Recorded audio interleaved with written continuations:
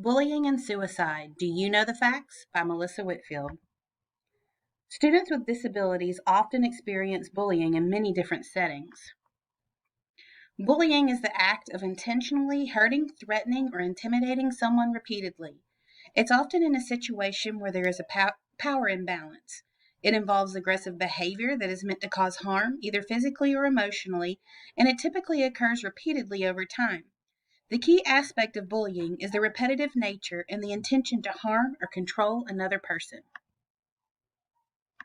There are different types of bullying that people with disabilities might experience. This includes physical violence, verbal abuse, spreading rumors, excluding or isolating someone, or cyberbullying through online platforms. Bullying is a widespread issue that affects all individuals of all ages, genders, and backgrounds, including those with and without disabilities. It can occur in schools, workplaces, communities, and even online. Being bullied can have severe consequences on a person's mental health. Victims of bullying may experience anxiety, depression, low self-esteem, and increased risk of suicidal thoughts or behaviors. Research suggests that students with special needs experience a higher rate of bullying compared to their peers without disabilities. They may face bullying based on their disability, appearance, speech, or other characteristics that make them stand out. Some warning signs that those with disabilities may experience are unexplainable injuries, frequent headaches, stomach aches, or faking illnesses, hiding phone screens, or using their phone more or less than usual, changes in eating habits, skipping meals or binge eating, self-destructive behavior, and even difficulty sleeping. Suicide is also an issue for those with disabilities. Most young people who die by suicide usually experience multiple risk factors. It's crucial to recognize that the overwhelming majority of young individuals who experience bullying do not experience suicidal tendencies. Portraying bullying as the direct cause or the trigger for suicide is inaccurate. It oversimplifies the complex nature of suicidal tendencies. Bullying can bring about feelings of isolation, rejection, exclusion, and hopelessness, strengthening the risk of depression, anxiety, and potential engagement in suicidal behaviors.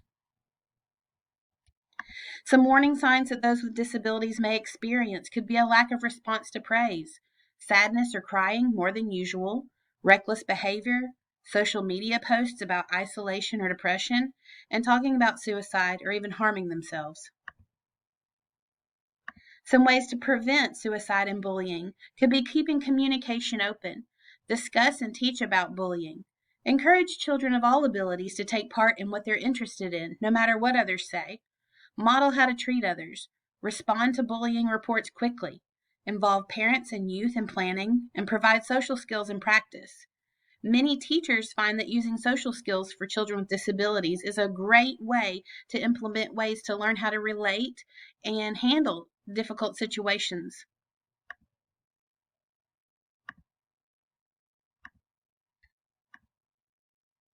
An average of 20% of students aged 12 through 18 experience bullying. That includes students with and without disabilities.